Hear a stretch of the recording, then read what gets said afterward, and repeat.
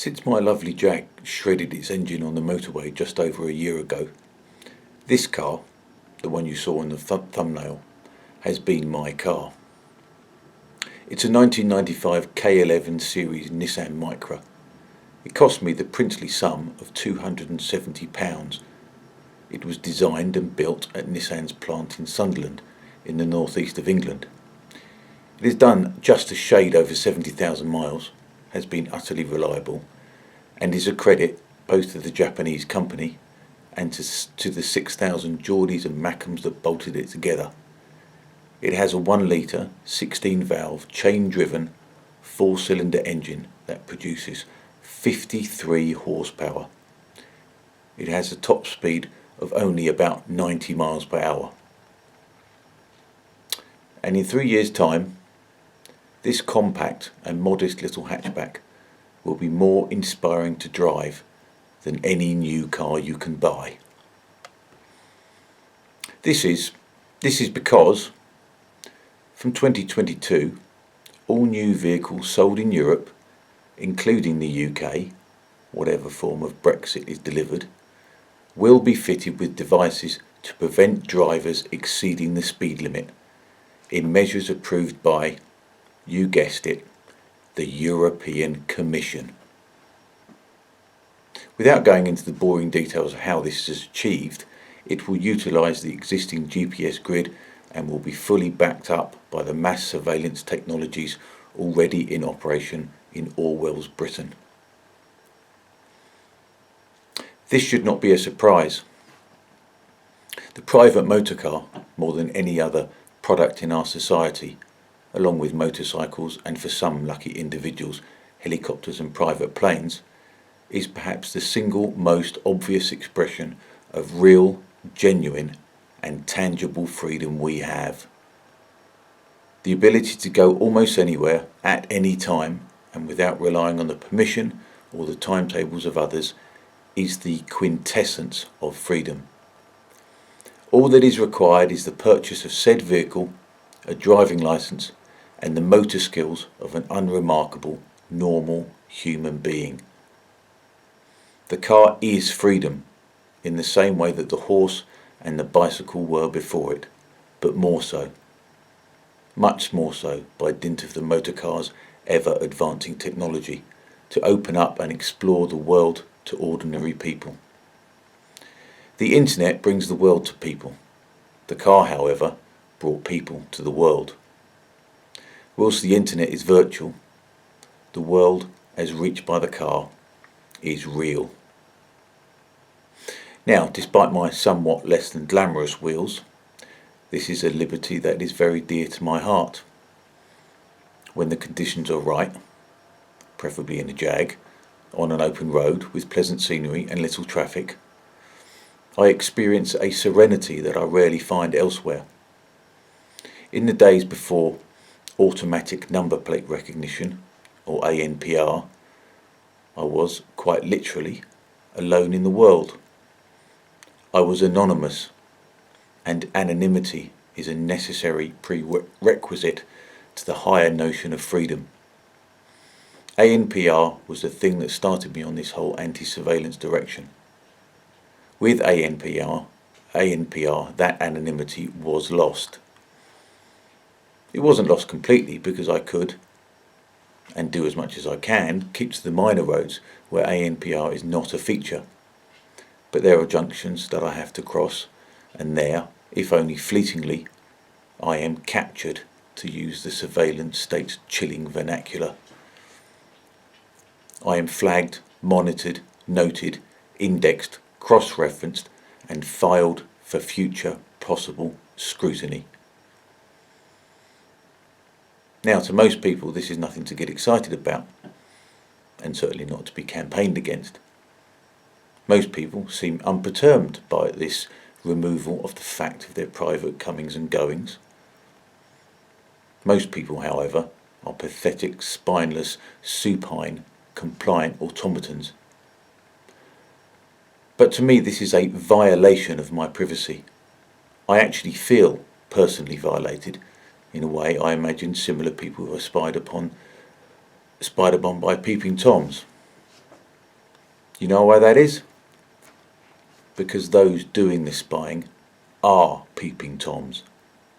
The fact that they wear uniforms and are paid by the taxpayer via the state doesn't make them any less pathetic, any less creepy, or any less violating.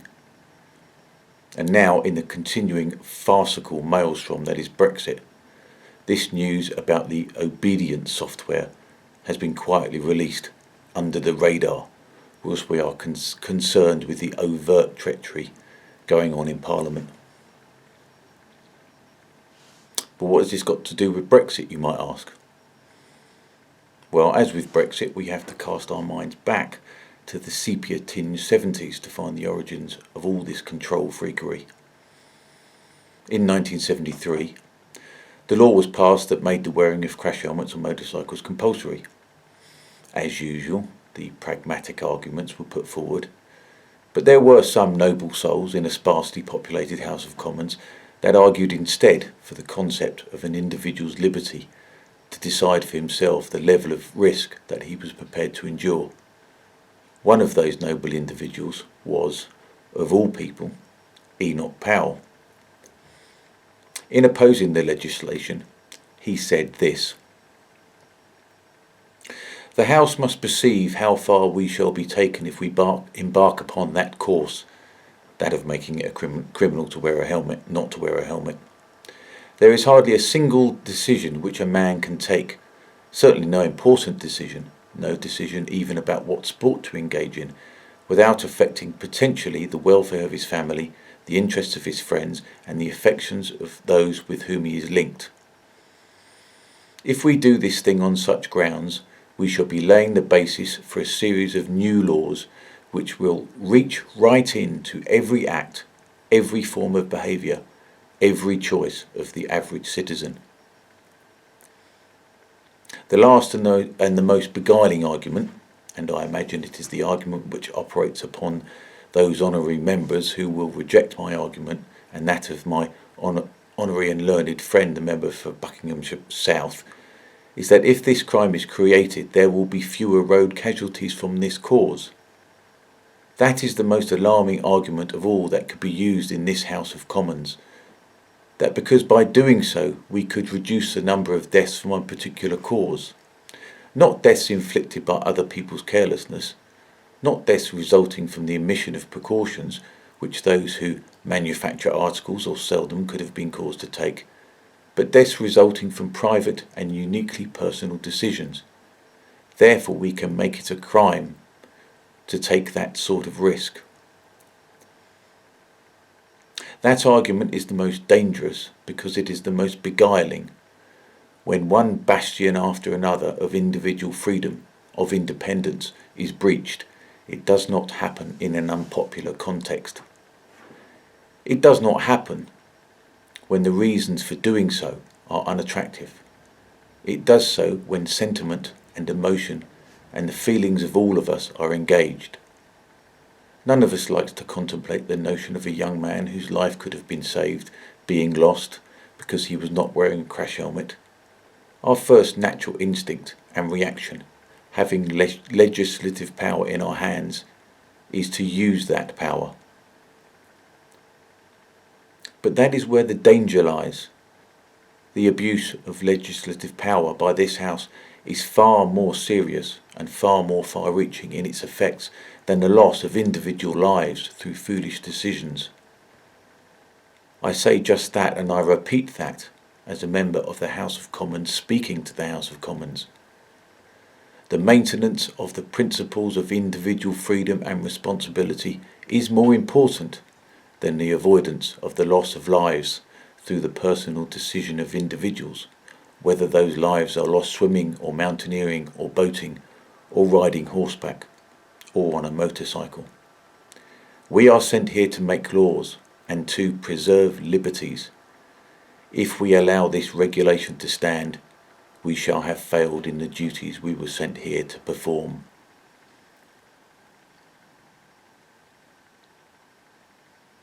Despite such eloquence and such a grasp of the notion of liberty, as well as the dangers of legislative abuse, the law was, of course, passed.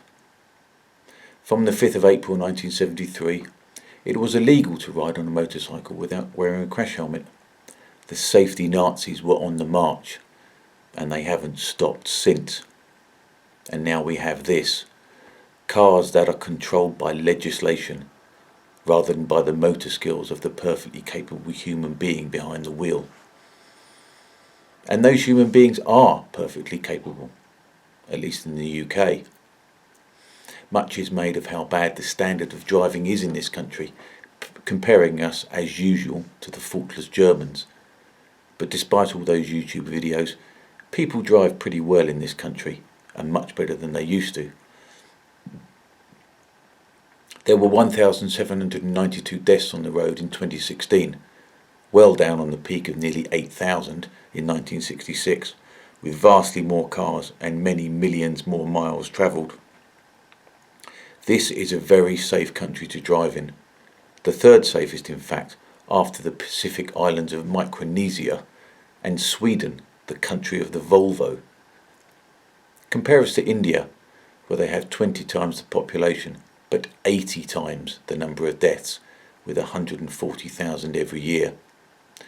The safety Nazis have done their job, but it's not enough for them. It'll never be enough for them.